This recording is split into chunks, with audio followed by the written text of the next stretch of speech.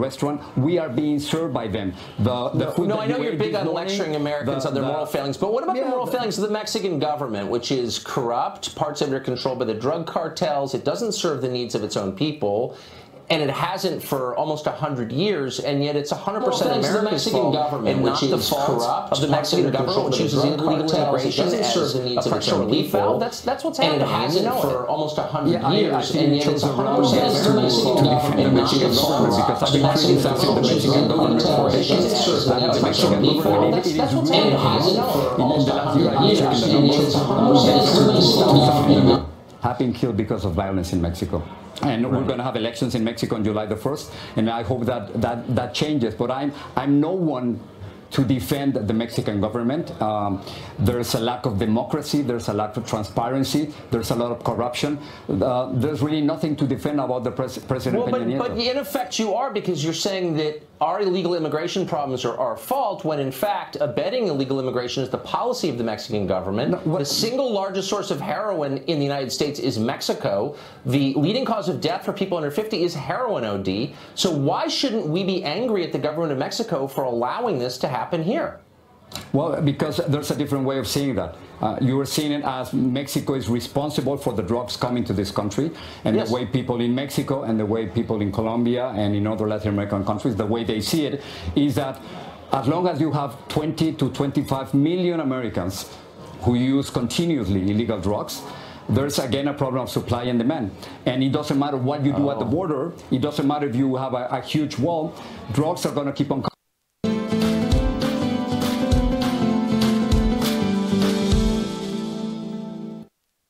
Fault. It's the junkies' fault. Right. So if you flood a community with illegal drugs, do you think drug use and ODs go up? I mean, that's a rhetorical question, because the answer is, of course, yes. So why blame the victim here? I don't understand. Well, no, it's not the way to see it. It's the empirical truth.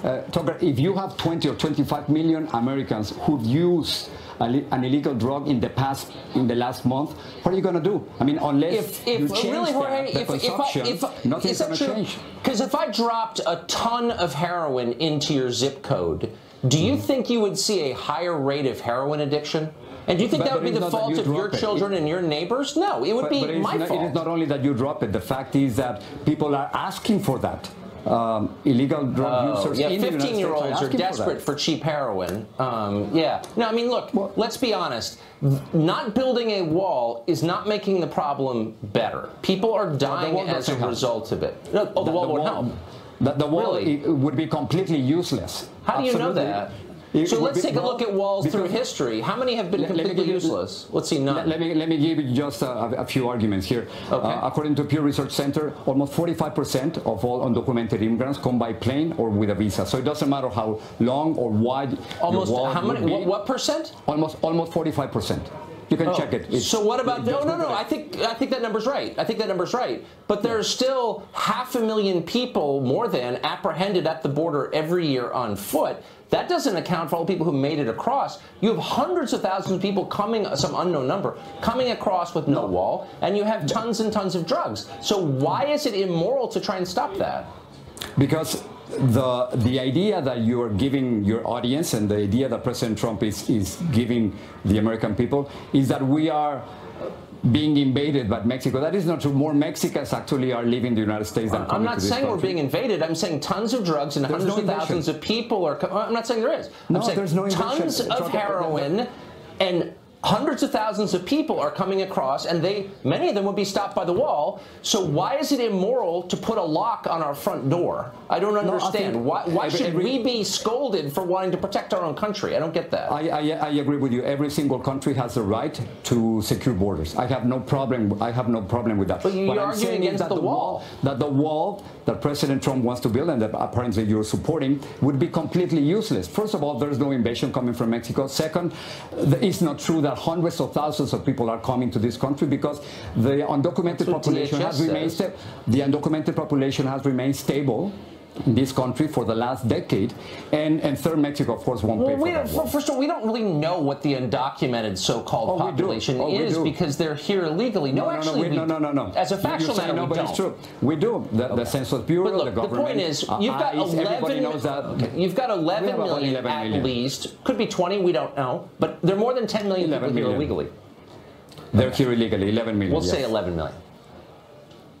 11 Those million, people are living proof that we don't have control of our border, and I hope that you'll just sum it up for me in one sentence because we're running out of time. Why is it a bad idea to build a wall to stop some percentage of those people, some percentage of the heroin, when every other wall in every other country on planet Earth has had an effect in stopping people and drugs from getting into the country it separates? I don't understand. Because it's a myth to believe that the border right now is more insecure.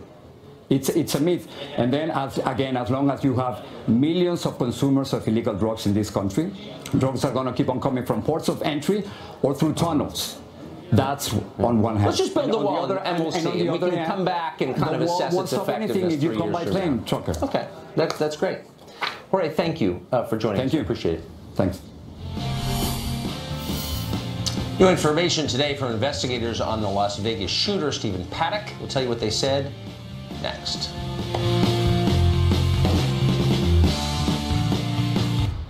With Advil's fast relief, you'll ask, what pulled muscle? What headache? Nothing works faster to make pain a distant memory. Advil Liquid Gels and Advil Liquid Gels Minis. What pain? With menopause, I expected hot flashes. But struggling to zip my jeans? I'm not ready for elastic waistbands. Only Estroven Weight Management helps safely manage weight and relieves hot flashes. Safe, trusted Estroven. Rejuvenate is the #1 selling floor care product at the Home Depot. Rejuvenate's super concentrated formula is the only floor finish that renews your floors in only one easy mop-on application. It fills and scratches, restores shine, and protects hardwood, laminate, linoleum, vinyl, and ceramic tile. And Rejuvenate's cabinet and furniture store puts on a protective mirror-like shine that lasts for years. Rejuvenate is available at these fine retailers or at rejuvenateproducts.com. Sandals. At last, an all-inclusive that truly includes it all.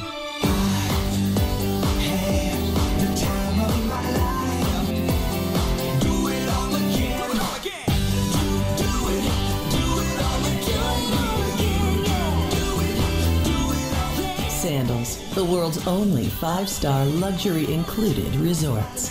Save up to 65%. Call 1-800-SANDALS. So give me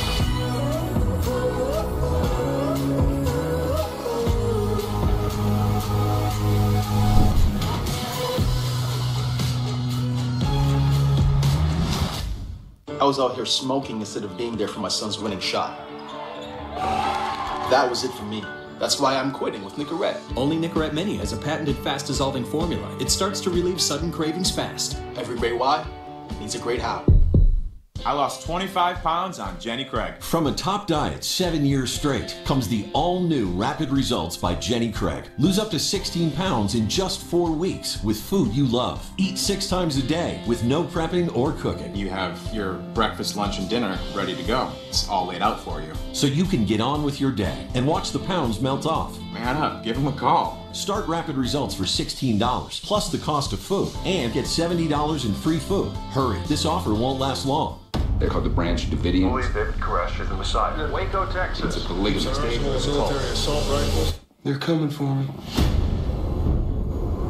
We aren't afraid of the government. Big Brother wants to come in here and fight. We will fight back. I am trying to help you people. You gotta call it off. This is war. Please stop! Waco, a 6-part television event on Paramount Network. And the wolf huffed and puffed. Like you do sometimes, Grandpa? Well, when you have COPD, it can be hard to breathe. It can be hard to get air out, which can make it hard to get air in. So I talked to my doctor. She said, Symbicort could help you breathe better, starting within 5 minutes. Symbicort doesn't replace a rescue inhaler for sudden symptoms. Symbicort helps provide significant improvement of your lung function. Symbicort is for COPD, including chronic bronchitis and emphysema. It should not be taken more than twice a day. Symbicort contains formoterol. Medicines like formoterol increase the risk of death from asthma problems. Symbicort may increase your risk of lung infections, osteoporosis, and some eye problems. You should tell your doctor if you have a heart condition or high blood pressure before taking it. Symbicort could mean a day with better breathing. Watch out, Piggy. Get Symbicort free for up to 1 year. Visit SaveOnSymbicort.com today to learn more. If you can't afford your medication, AstraZeneca may be able to help.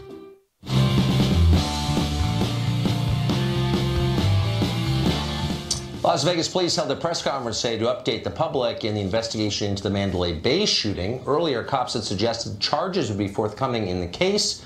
Today, though, no new charges were announced. Police say they still believe the shooter, Stephen Paddock, acted alone. They also said they still have no idea why he did it. Police revealed that Paddock had child pornography on his computer, the least surprising fact of the year. Plenty of questions remain, of course, and we'll continue to follow the story until they are answered. That's it for us, not just tonight, but for the week. We've enjoyed every minute of it. Hope you have too. Hope you'll tune in Monday and forever after to the show that's the sworn enemy of lying, pomposity, smugness, and groupthink. Have a terrific weekend. From Washington, good night. Sean Hannity's next. And this is a Fox News Alert. Welcome to Hannity this busy Friday night. Breaking right now, the clock is ticking to avoid a government shutdown. Congress has a procedural scheduled vote. That is within the hour, but the outcome is uncertain as of now.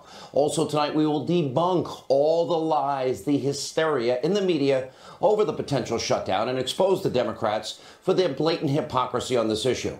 And also tonight, major developments in the biggest abuse of power in our generation. It is a scandal so big, it is making Watergate look small and insignificant.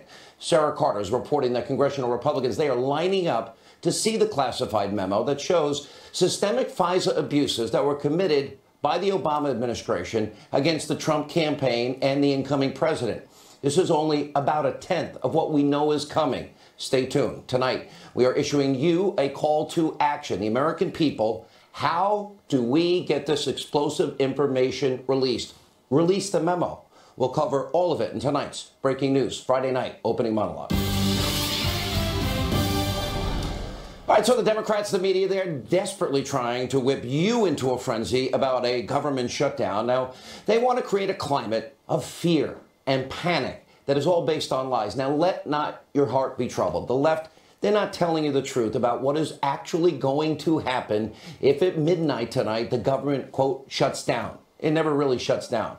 It's all an attempt to try and use the shutdown to bludgeon, once again, President Trump and the Republicans politically, even though when you look at the facts and the truth, they have nothing to do with this. Now, Senate Democrats, led by Chuck Schumer, they're the ones to blame tonight. They are the ones who really, in reality, are putting illegal immigrants before you, the American people. DACA is in place until March. It is not that urgent. It is why it is now being called tonight the Schumer shutdown.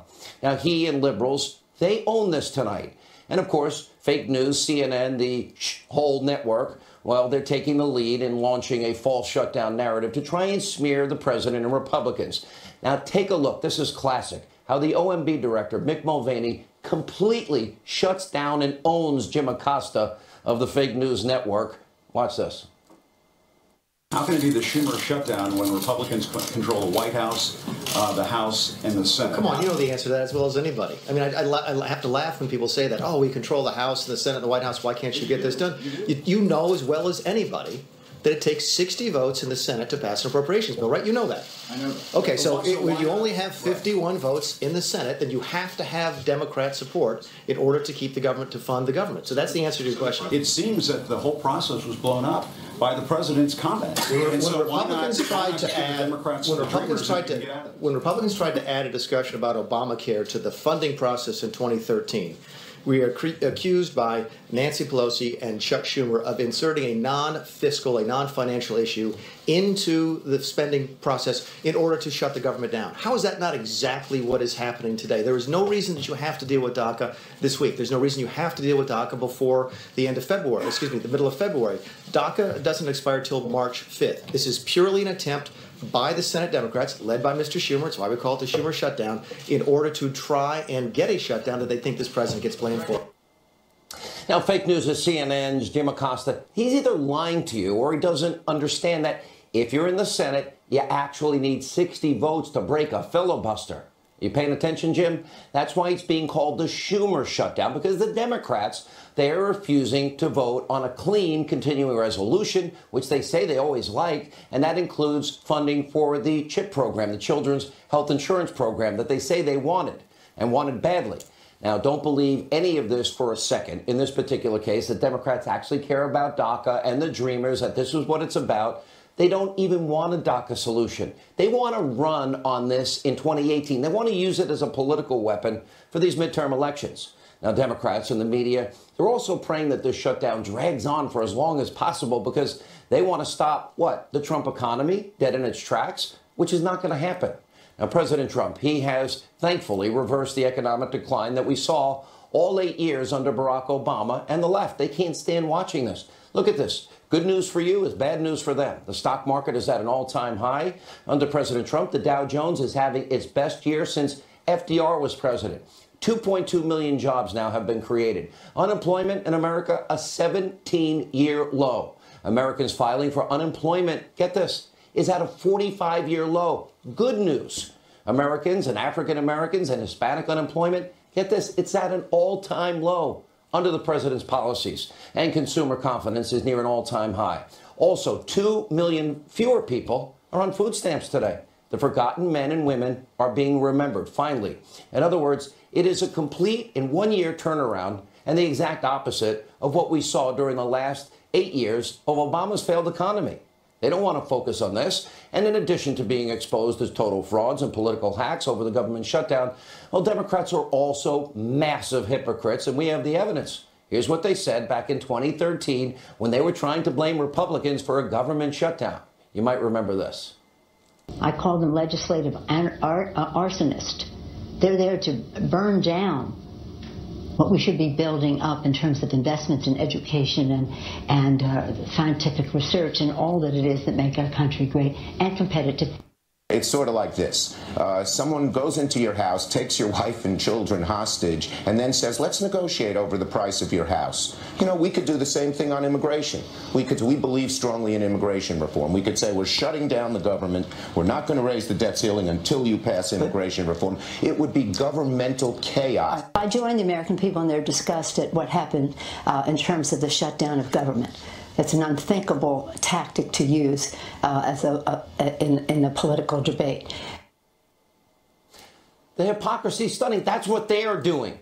These people have no shame, and apparently they haven't actually figured out that most of what they say just 5 years ago is actually on videotape.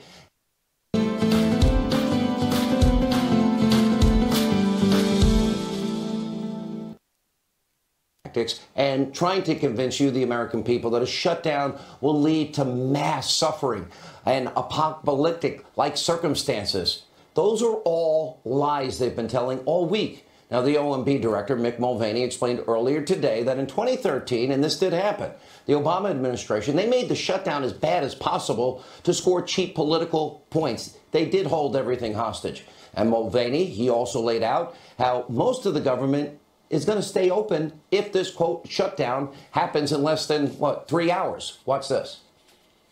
The Obama administration weaponized the shutdown in 2013.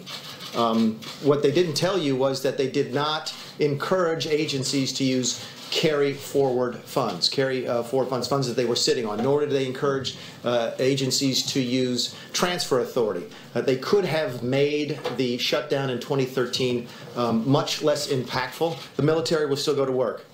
They will not get paid. Okay? The border will still be patrolled. They will not get paid. Fire folks will still be fighting the fires out west. They will not get paid. The parks will be open. People won't get paid. Fannie and Freddie will be open. The post office will be open. The TSA will be open. But again, all of these people will be working for nothing, which is simply not fair. We are going to manage the shutdown differently. We are not going to weaponize it. We're not going to try and hurt people, especially people having to work for this federal government. We're not going to hurt people. Now, that's the truth. The government doesn't really shut down. I hope the Democrats won't inconvenience all these brave people that work on the border, the firemen.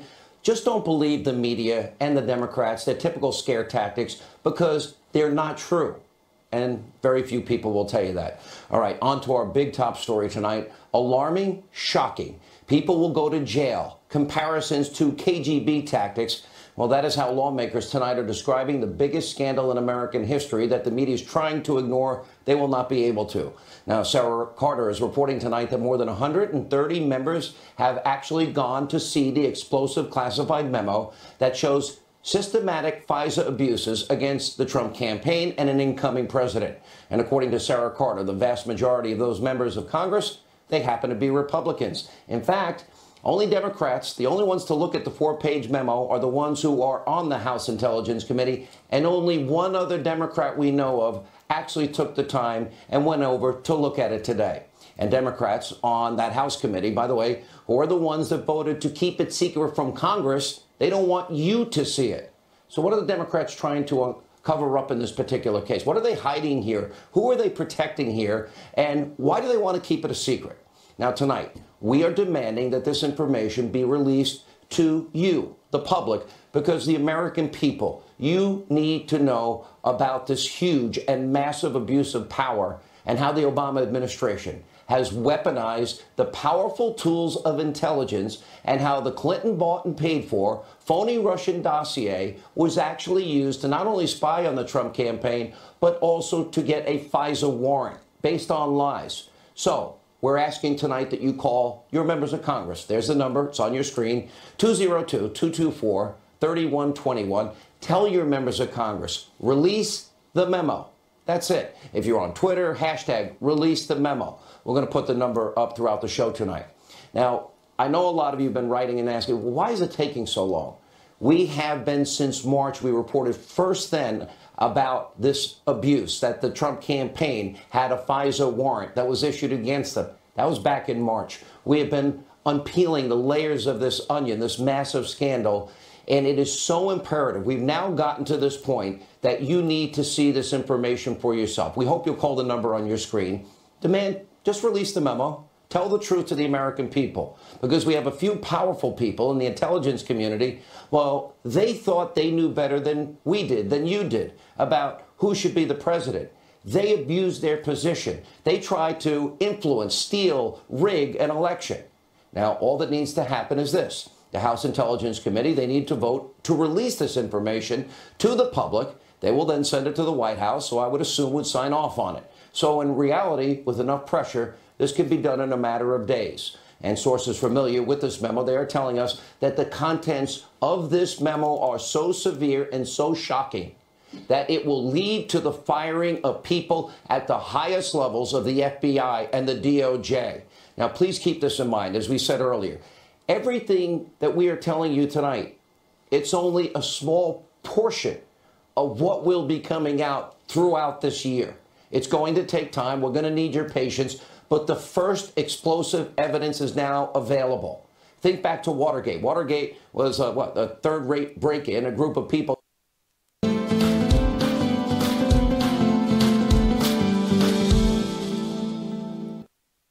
on an opposition candidate.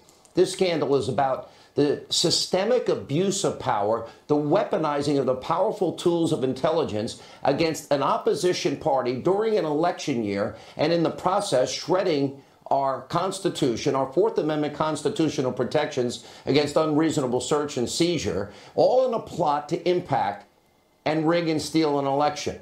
That's how important this is. And I don't care if you're a liberal, a conservative, a Republican, and Democrat, you need to care about this, because we will lose our constitutional republic if we don't get to the bottom of this. And when all this information finally sees the light of day, it will remove any doubt that the special counsel, Robert Mueller, his team of partisan Democratic donors need to be disbanded, and their witch hunt needs to be shut down immediately. And as we showed you last night, these are the key players in all of this. They are high-ranking Obama, FBI, and DOJ officials, and a lot more information about them will be coming out in just the next couple of weeks. I think the latest we will get this is around January 30th, but we need to see it sooner. We also know that the Trump-hating FBI agent Peter Strzok and his FBI lawyer mistress, Lisa Page, they're at the center of everything here. And we know from the released text messages that they called then candidate Trump an idiot, loathsome, a loathsome human being, F Trump. And there are still 9,600 text messages that we have not seen yet. And one particular message really gets to the heart of what we've been trying to find out. And this is between Peter Strzok and Page. And now it makes a lot more sense knowing what we know.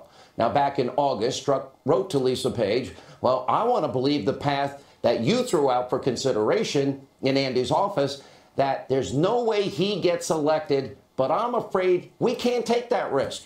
It's like an insurance policy in the unlikely event that you die before you're 40. Now, we, of course, believe that was Andy McCabe, the FBI director, of course, Andrew McCabe. And we also are believing tonight, and we have very strong evidence to corroborate this, that Lisa Page was the key counsel for McCabe. You see the nexus here? You got Lisa Page, you got Peter Strzok, you got Andrew McCabe. What's the insurance policy? Talking about an insurance policy in case Donald Trump wins the election and Hillary loses. And at the same time, then you have the Obama administration. They're trying to obtain a FISA warrant to spy on the Trump campaign. And they say, allegedly, it's about Carter Page, but we know it's a pretext. And sources are telling us that the first request for the warrant was rejected.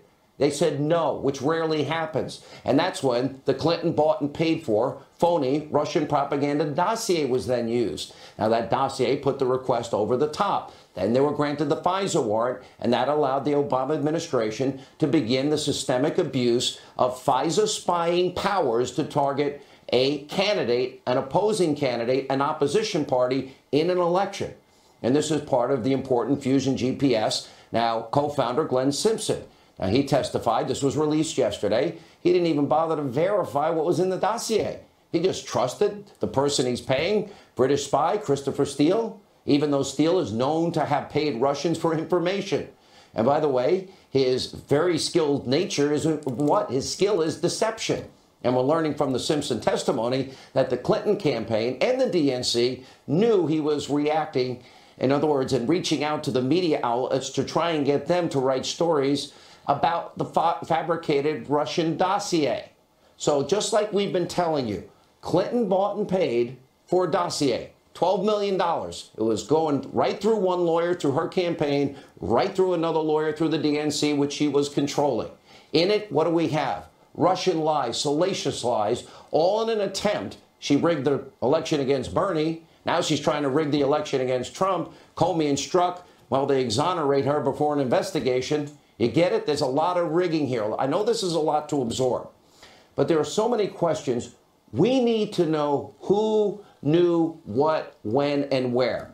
And let me tell you this tonight. Andrew McCabe, if you're watching, you need to be fired and you need to be investigated. And by the way, so does the Trump-hating FBI agent, Peter Strzok, fired and investigated. His FBI lawyer mistress, fired and investigated. Lisa Page, gone. Demoted DOJ official Bruce Orr, who met with Fusion GPS before and after, removed, fired, and investigated. James Comey, who we know, rigged, in other words, gave an exoneration before investigation. We learned today is reportedly going to teach an ethical leadership class at William and Mary. You've got to be kidding. Anyway, he needs to be investigated, and he may want to hire a lawyer instead, maybe an ethical one at that. Rod Rosenstein, you need to explain your role in all of this, and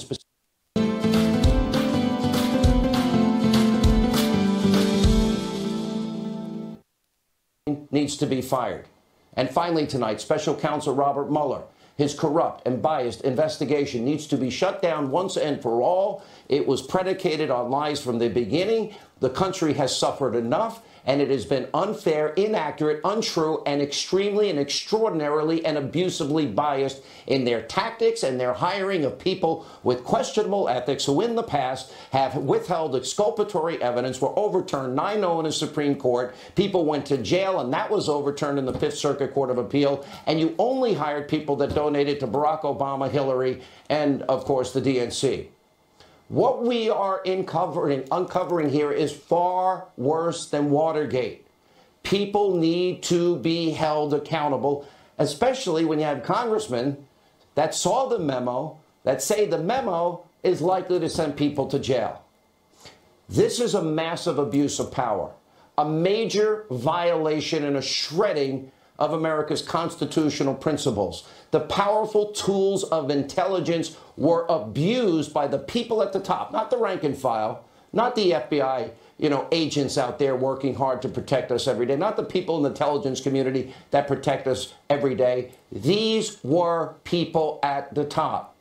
Instead, they weaponized those tools of intelligence to spy on an opposition party, and it is why tonight we are asking you to help us and demand that this memo be released to the American people that will begin the process, only begin it, to show the abuse that has taken place for the American people. Call the number at the bottom of your screen, and I hope you will demand to release the memo. Hashtag release the memo. Here with reaction, Fox News national security strategist and former deputy assistant to the president, Sebastian Gorka. Fox News contributor, investigative reporter, Sarah Carter. Fox News legal analyst, Greg Jarrett. Sarah, I want to go back to where we were last night. This was back in March of last year that you literally first said, wait a minute, we've discovered that a FISA warrant was obtained to spy on, then candidate Trump and maybe another warrant. You and John Solomon breaking the story. That's right. Explain to my friends that are so impatient why it's taking so long, because it's been literally a layer of onion a day. Because we've had to have the evidence, and each piece of this puzzle is another piece of evidence that we could deliver to the American people and to Congress. And when Congress took over and when the Department of Justice took over, they're unraveling, they're moving forward with the investigations that we weren't privy to because we couldn't access the classified information. It is so important to understand that had we not looked into this, had Hillary Clinton won, we would have never known that this was happening. And this is exactly what they expected to happen. This is why they got so lazy. This is why we see those text messages between Peter Strzok and Lisa Page. And now, Sean, this is really interesting. Before I got here, I was contacted by law enforcement officials, both former FBI and current, and they were saying to me, get the text messages from Andy McCabe. Get his text messages. Find out what was going on there, because there's a lot more. Where Lisa Strzok, where Peter Strzok and Lisa Page left off, there's a lot more to be seen there. And, once again, this is one piece of the puzzle at a time. And this is what we've got to do to uncover the truth. And I think that the American people will be just as shocked as Congress, and I think they're going to get those answers very shortly. Greg Jarrett, let's go to the legal side of this. You have been examining every aspect of it. Tell us where we are, and do you agree with my calls for the firings? Anybody you disagree with? Oh, absolutely. Top officials should be impeached, which means they can't hold another government position. But I suspect this intel document is going to reveal multiple felonies by high-ranking officials at the FBI and the Department of Justice. There's a federal felony statute. It's called deprivation of rights under color of law.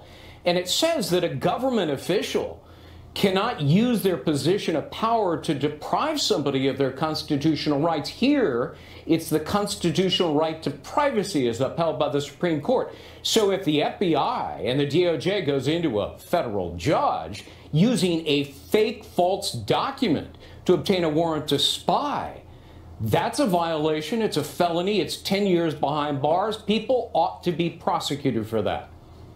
Is there anyone you disagree with that should be fired? And do you agree that the special counsel, Robert Mueller, needs to be disbanded because it was all done on false pretenses, and it seems it was all done illegally? Well, one of the congressmen who saw this 4-page intel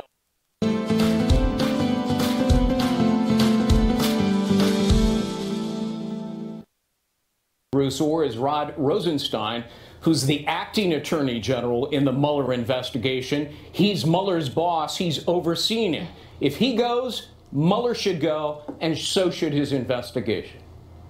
Dr. Gorka, you were in the White House for a big period of this time. I got to imagine this becomes very distracting, and the fact that it's all predicated on something that is false, erroneous, and that we've had no evidence for in a year, probably frustrating to you. Well, it was, but the president told me one day in the Oval, just the two of us,